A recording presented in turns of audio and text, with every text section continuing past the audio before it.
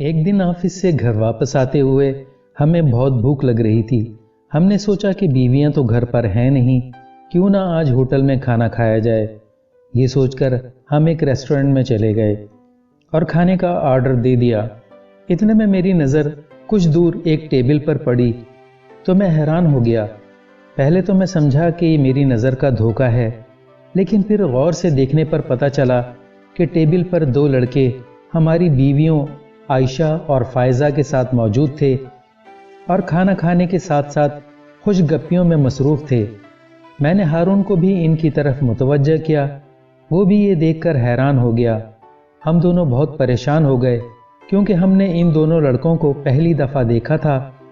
हारून से बर्दाश्त ना हुआ, वो उठकर इन लोगों की तरफ जाने लगा। हारून मेरा स्कूल के ज़माने से ही बहुत अच्छा दोस्त है। मेरा नाम यासिर है। हम दोनों के दरमियान शुरू से ही बहुत मोहब्बत थी। हम एक दूसरे का बहुत ख्याल रखते थे।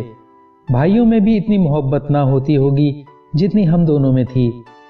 स्कूल के बाद जब हम कॉलेज में गए तब भी हमने एक ही कॉलेज में दाखिला लिया। पढ़ाई का हम दोनों को ही बहुत शौक़ था। हमारी कोशिश होती कि स्टडी भी एक साथ मिलकर करें। कभी मैं इसके घर चला जाता और कभी वो मेरे घर आ जाता। हमारे दरमियान और भी कुछ बातें मुश्तरक थीं। वो भी अकलौता था और इसका कोई और बहन भाई नहीं था। इसी तरह मैं भी अकलौता था और मेरा भी कोई बहन भाई नहीं था। वो भी एक गरीब घराने से ताल्लुक़ रखता था और मेरे वालिद भी एक गरीब मजदूर थे। हम दोनों के मकान किराए के थे। दोनों के वालिदैन का कोई ज़ाती मकान ना था, इसलिए हम दोनों बहुत मेहनत करते थे ताकि अच्छी तालीम हासिल करने के बाद अपने वालिदैन का सहारा बने। हमने सोच रखा था कि सबसे पहले हम अपने वालिदैन को एक एक मकान खरीद कर देंगे। हमने एक साथ अच्छे नंबरों से इंटर पास किया और हमें एक ही इंजीनियरिंग कॉलेज में दाखिला मिल गया। हत्ता कि हमारी टेक्नोलॉजी भी एक ही थी। हम दोनों अपने तालीमी अखराजात पूरे करने के लिए ट्यूशन पढ़ाने लगे। हमारी मेहनत रंग लाई और हमने इंजीनियरिंग कर ली। इंजीनियर बनने के बाद हम दोनों ने अलग अलग कंपनियों को ज्वाइन कर लिया। तकरीबन एक साल बाद एक सऊदी कंपनी की वैकेंसीज आईं तो हम दोनों ने वहां अप्लाई किया और दोनों ही सिलेक्ट हो गए। इस तरह प्राइमरी क्लास से जो हमारी रफ़ाकत का सिलसिला शुरू हुआ था, सऊदी अरबिया पहुंचने तक जारी रहा। हमने 2 साल इस कंपनी में काम करने के बाद इतना पैसा इकट्ठा कर लिया कि दोनों एक एक मकान खरीद सकें। हम दोनों छुट्टियों पर कराची आए तो मकान ढूंढने शुरू कर दिए। इत्तेफाकन एक पोश इलाके में एक कोठी हमारी नज़र से गुजरी जो तकरीबन 600 गज पर बनी हुई थी, जो हमें बहुत पसंद आई, लेकिन इसकी कीमत ज़्यादा थी। हारून ने मुझसे कहा, क्यों ना हम दोनों मिलकर ये कोठी खरीद लें और हमारी फैमिली मिलजुल कर इस घर में रहें। जब कभी हम में से कोई अलग होना चाहे तो इस वक्त के हिसाब से जो भी आधी कीमत बनती हो दूसरे को अदा करके पूरी कोठी का मालिक बन जाए। मुझे भी ये तजवीज़ पसंद आई और हमने मिलकर इसको ख़रीद लिया और दोनों के वालिदैन इसमें शिफ्ट हो गए। हमने रिहायशी हिस्से इस तरह तकसीम कर लिए कि बीच में कोई दीवार ना थी। अब हमारे वालिदैन को हमारी शादी की फ़िक्र हुई तो इन्होंने हमारे लिए रिश्ते तलाश करना शुरू कर दिए। और इस तरह जब अगली छुट्टियों पर हम दोनों कराची आए तो दोनों की शादियां भी एक ही घर में 2 सगी बहनों के साथ अंजाम पाईं। ये सब कुछ कुदरत की ही कोई कारीगरी थी जिसकी वजह से हम दोनों हर मामले में एक साथ थे। दोनों की बीवियों का आपस में जो बहन का रिश्ता था, इसकी वजह से ये ख़तरा भी ना रहा कि अलग अलग घरों से आने वाली बीवियां भी एक दूसरे के साथ एडजस्ट हो पाएंगी या नहीं। शादी के 2 महीने बाद हम दोनों दोबारा सऊदी अरब चले गए। मेरी बीवी का नाम आयशा और हारून की बीवी का नाम फायजा था। आयशा और फायजा ने अपने मैके जाने का शेड्यूल कुछ इस तरह बनाया हुआ था कि एक हफ्ता आयशा मैके जाती और इसके आते ही फायजा मैके चले जाती। वो भी वहाँ एक हफ्ता क़याम करती। हम दोनों के वालिदैन ने इस बात को इतनी अहमियत नहीं दी कि वो इतना ज़्यादा क्यों मैके जाती हैं, लेकिन इत्मीनान इस बात का था कि चलो साथ नहीं जाती बल्कि एक एक करके जाती हैं। इस तरह घर के कामकाज का भी हर्ज नहीं होता। घर की सफाई اور دیگر کام کے لیے تو کام والی آتی تھی، لیکن کھانا یہ دونوں بہنیں ہی بناتی تھیں۔ ہمارا دل بھی اب سعودی عرب میں کام کر کے بھر چکا تھا۔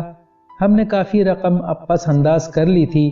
ہم کراچی واپس آ گئے اور دونوں نے پارٹنرشپ میں ایک کمپنی قائم کر لی، اور اللہ کے حکم سے یہ کمپنی بہتر انداز میں چلنے بھی لگی۔ ہمارے واپس آنے کے بعد بھی ہماری بیویوں کا وہی روٹین رہا۔ ہمیں بھی زیادہ فکر اس لیے نہیں ہوئی کہ جو بھی ایک گھر پر ہوتی تو پوری ذمہ داری سے تمام گھر کو سنبھالتی۔ ہم دونوں نے اب اپنی کمپنی کو زیادہ وقت دینا شروع کر دیا تھا، مگر کچھ دنوں بعد ایسا ہوا کہ وہ دونوں بہنیں ایک ساتھ ہی میکے چلی گئیں۔ کہا کہ امی کی طبیعت صحیح نہیں ہے، اس لیے ہم دونوں کچھ دن وہیں رہیں گی۔ اپنی ساس صاحبہ کی طبیعت کا سن کر ہم نے بھی کوئی اعتراض نہیں کیا۔ ایک دن آفس سے گھر واپس آتے ہوئے ہمیں بہت بھوک لگ رہی تھی۔ ہم نے سوچا کہ بیویاں تو گھر پر ہیں نہیں، کیوں نہ آج ہوٹل میں کھانا کھایا جائے۔ یہ سوچ کر ہم ایک ریسٹورنٹ میں چلے گئے اور کھانے کا آرڈر دے دیا۔ اتنے میں میری نظر کچھ دور ایک ٹیبل پر پڑی تو میں حیران ہو گیا۔ پہلے تو میں سمجھا میری نظر کا دھوکہ ہے، لیکن پھر غور سے دیکھنے پر پتہ چلا کہ ٹیبل پر دو لڑکے ہماری بیویوں عائشہ اور فائزہ کے ساتھ موجود تھے اور کھانا کھانے کے ساتھ ساتھ خوش گپیوں میں مصروف تھے۔ میں نے ہارون کو بھی ان کی طرف متوجہ کیا، وہ بھی یہ دیکھ کر حیران ہو گیا۔ ہم دونوں بہت پریشان ہو گئے کیونکہ ہم نے ان دونوں لڑکوں کو پہلی دفعہ دیکھا تھا۔ ہارون سے برداشت نہ ہوا، وہ اٹھ کر ان لوگوں کی طرف جانے لگا تو میں نے اس کو روک دیا۔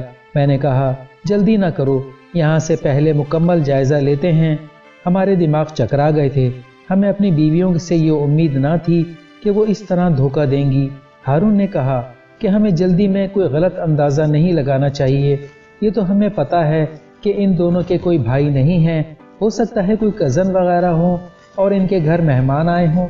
بہرحال ہم کھانا کھا کر وہاں سے نکل آئے اور اپنے ذہن سے تمام بدگمانیاں جھٹک دیں۔ اگلے دن آفس سے واپسی پر میں نے ہارون سے کہا کیوں نہ اسی وقت ہم اپنے سسرال چلیں، ساس صاحبہ کی عیادت بھی کر لیں گے اور یہ بھی پتہ چل جائے گا کہ وہ دونوں لڑکے کون تھے۔ میری یہ تجویز ہارون کو پسند آئی اور ہم نے اپنی گاڑی کا رخ موڑ کر سسرال کی طرف کر دیا۔ سسرال پہنچے اور بیل بجائی تو ساس صاحبہ نے دروازہ کھولا۔ اس کے ساتھ ہی انہوں نے ہمارے پیچھے نظر ڈالی اور کہا آپ لوگ اکیلے آئے ہیں، عائشہ اور فائزہ کو بھی لے آتے، بہت دن ہو گئے ان کو دیکھے ہوئے۔ یہ سنتے ہی ہمارے پیروں تلے زمین نکل گئی۔ ہم نے خود کو سنبھالا اور ساس صاحبہ سے بہانہ بنایا کہ ہم تو آفس سے آ رہے تھے، سوچا آپ کی خیریت پتہ کرتے چلیں، آپ ٹھیک تو ہیں نا؟ انہوں نے کہا ہاں میں بالکل ٹھیک ہوں، مجھے کیا ہوا؟ اچھا اندر تو آئیے۔ ہمارے اندر اب وہاں رکنے کی ہمت نہیں تھی۔ ہم نے تھکن کا بہانہ بنایا اور وہاں سے نکل آئے۔ ہم دونوں کے دماغ سن ہو چکے تھے۔ ہمیں تو ان دونوں نے یہ بتایا تھا کہ امی کی طبیعت صحیح نہیں ہے اور وہ میکے جا رہی ہیں، لیکن نہ تو ان کی امی کی طبیعت خراب تھی اور نہ وہ میکے آئی ہوئی تھیں۔ پھر وہ کہاں تھیں اور ان کے ساتھ وہ لڑکے کون تھے؟ یہ سوال ہمیں پریشان کر رہے تھے۔ کیا وہ دونوں ہمارے ساتھ بے وفائی کر رہی تھیں؟ کیا شادی سے پہلے سے ہی ان کے تعلقات ان لڑکوں سے تھے؟ ہمارے ذہن میں بے شمار سوالات جنم لے رہے تھے۔ ہم دونوں واپس گھر پہنچ گئے مگر اپنے والدین کو کچھ نہ بتایا۔ ہم دونوں اپنی بیویوں کی بے وفائی پر بہت رنجیدہ تھے اور سمجھ نہیں آ رہی تھی کہ اب ہم کیا کریں۔ میں نے اپنی بیوی عائشہ کو فون کیا اور پوچھا کہ امی کی طبیعت اب کیسی ہے؟ اس نے جواب دیا کہ ابھی ٹھیک نہیں ہے، ہم دونوں ان کی خدمت میں لگے ہوئے ہیں۔ یہ سن کر میں نے فون بند کر دیا۔ اب ہم نے یہ قطعی فیصلہ کر لیا کہ جب وہ واپس آئیں گی ہم ان کو طلاق دے دیں گے۔ 2 دن بعد ابھی ہمیں آفس سے آئے ہوئے 1 گھنٹہ ہی گزرا ہوگا کہ وہ دونوں واپس آ گئیں۔ وہ دونوں بھی کچھ ڈری سہمی سی تھیں۔ ابھی ہم ان سے کچھ کہتے انہوں نے خود ہی ہم سے کہا ہم آپ لوگوں سے کسی کو ملوانا چاہتے ہیں۔ ہم دونوں انتہائی غم و غصے کی کیفیت میں تھے۔ اتنے میں انہوں نے آواز دی، وہ دونوں لڑکے گھر میں داخل ہو گئے۔ اوہ، تو بات یہاں تک پہنچ گئی ہے کہ یہ دونوں خود ہی ہم سے چھٹکارا چاہتی ہیں اور اسی لیے یہ لوگ ان لڑکوں سے ہمیں ملوانا چاہتی ہیں۔ میں نے دل میں سوچا ہم تو خود ہی فیصلہ کر چکے ہیں کہ تم دونوں کو طلاق دینے کا، ہماری بلا سے تم کچھ بھی کرتی پھرو۔ انہوں نے جھجکتے ہوئے تعارف کرایا، ان کا نام فرحان اور برہان ہے، ہمیں معاف کر دیجیے گا، ہم نے آپ لوگوں سے یہ بات چھپائی تھی۔ ہارون غصے میں آگے بڑھنے لگا تو میں نے اس کو روک دیا۔ انہوں نے بات جاری رکھتے ہوئے کہا، یہ دونوں ہمارے سگے بڑے بھائی ہیں۔ میں، ہارون اور ہمارے والدین حیرت کے سمندر میں غوطے لگانے لگے۔ میں نے ہکلاتے ہوئے کہا، ہم سمجھے نہیں، تم کیا کہنا چاہتی ہو؟ ہمارا غصہ اب ختم ہو چکا تھا، اس کی جگہ اب تجسس نے لے لی تھی۔ عائشہ نے بتایا کہ ہمارے ابو نے 2 شادیاں کی تھیں۔ ہم چاروں بہن بھائی ابو کی پہلی بیوی کی اولاد ہیں۔ ابو ہماری والدہ کو پسند نہیں کرتے تھے۔